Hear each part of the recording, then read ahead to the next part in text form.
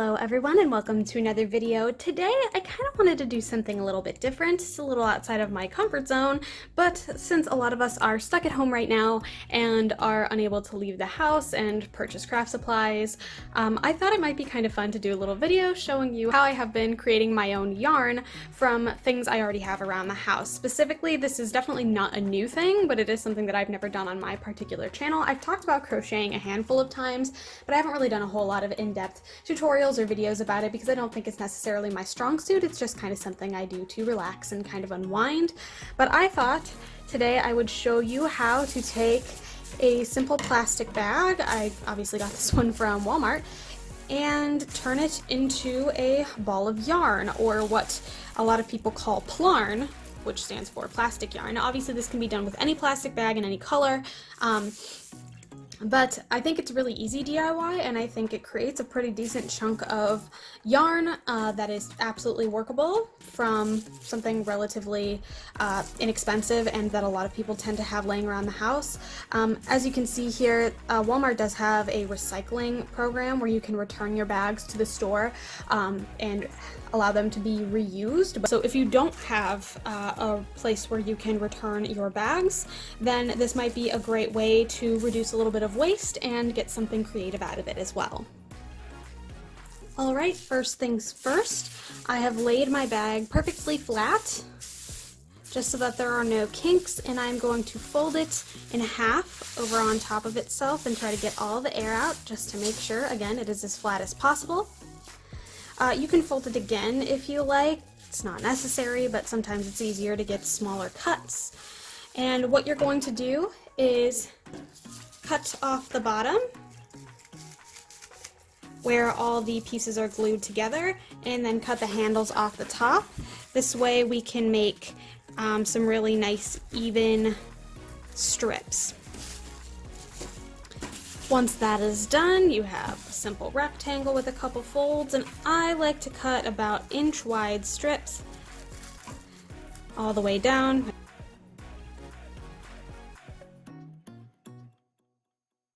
Once all that's done, you should have little pieces kind of like this. Now, it's important to note that it is okay if these are not absolutely perfect. They're not going to be. They will get kind of condensed to create the yarn shape, but what you'll need to do at this point is to actually just unroll, and you'll have some decent sized loops of this plastic yarn. Now, I'm going to take all these pieces out of the way, and we're actually going to tie these together. This doesn't require any like real knotting. I just like to use these loop knots. I don't know, there's a name for them, I just don't know it. And you're basically just going to cross them underneath each other. If this is loop number 1 and this is loop number 2, I like to put loop number 1 underneath loop number 2, and then I bring the end of loop number 1 back to the front and pull that loop that was originally at the loop number 2 to the front again. And basically you just continue doing this all the way down. For this one, I'm just going to make it easy and pull loop 2 all the way through. Now moving on to the next one. Loop number 1 underneath loop number 2, and I am just going to reach my arm underneath, grab the front, and pull over top. Super easy. Just going to keep doing that underneath, grab through, and pull. Sometimes they like to get stuck. Just make sure, like for instance here, you can see that this side is a little bit danglier than the other, just to make it easier to roll up later. Undo it just a tad and make sure you can refinagle it so that it is even on both sides.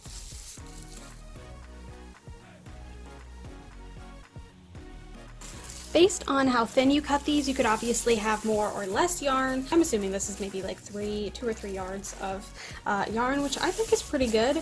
And now I just like to roll it into a ball. So for that, I normally do like 2 or 3 fingers and start wrapping it around nice and tight until I think it can hold itself. Take it out. I'll wrap a little bit the other way. Start going around in circles a little bit, filling in some gaps. And then eventually you can just roll it however you need to, and create a relatively successful ball. And obviously if you do multiple of these bags, then you'll have a larger ball to create more projects with. I think that this is like a really simple craft, but I think, you know, in a time where we can't all necessarily afford new yarn, or where we can't go out and get new yarn, I think it's important that we have alternatives. And if this isn't something that you guys have heard of before, I actually don't even think I heard of this myself until probably a couple months ago, when I had seen someone had said that their grocery store had run out of paper bags that they usually get, and so they decided to do something with the plastic just to, you know, feel a little bit better and leave a little bit less of a hard footprint on our planet. So with all that said, I think I'm actually just gonna kind of show you how to use it with my crochet hook, and we can call it a day. Alright, here, this is 2 bags worth of yarn, Plarn, as they call it. And so I'm actually just gonna start this by doing a little bit of a slip knot. And I'm using a 10mm hook, and my son is here to visit with us, so all you'll have to do, much like normal crocheting, is you will pull through, and I'm just going to make a chain. It's definitely not as smooth as regular yarn, but you can definitely see that the shapes are taking place, and I think I'm just going to go back and maybe crochet a little square here, because why not?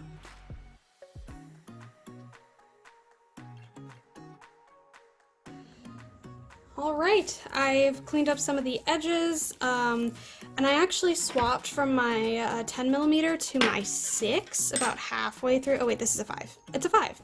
To my 5 about halfway through, and I liked the smaller one better. You can kind of see a little bit of a difference from the top to the bottom. I think this was better for picking up some of those like the knotted ends that were a little bit thicker, but because the yarn can like condense itself to such a small size, this I think made it easier to keep everything tight. So I would definitely maybe recommend splitting the difference and getting like a 7 or an 8. I think this was just a little bit too small because sometimes it would only catch on one of the sides of the loops, and this was just a little bit too big when it came to trying to control it, especially with how slippery it is because it is plastic. Other than that, I just made it a simple square. It's definitely not great looking, and I think there's definitely a learning curve that's going to have to come with working with plastic yarn as opposed to like wool yarn, but I mean, I think I made a very functional cup holder. I mean, it fits, right? So I've seen people make like little plant holders out of this. I'm actually kind of wondering if I could even make a teddy bear out of this and then use the scrap pieces of plastic to kind of stuff it and just see if I can make something cool like that. Obviously that's kind of maybe a little wild, but I think it would be kind of really cute, and I think something really neat, like inspired by like recycling and upcycling. And I don't think that making crocheted bears is like crazy hard, even if you're like very basic. It just requires maybe a little bit more sewing skill. In fact, I made this little guy out of nothing but flat pieces that I then like looped together with a couple of stitches, and I think he turned out really cute. I really like doing these kinds of bears, especially for like baby showers and stuff. So this is definitely a possibility.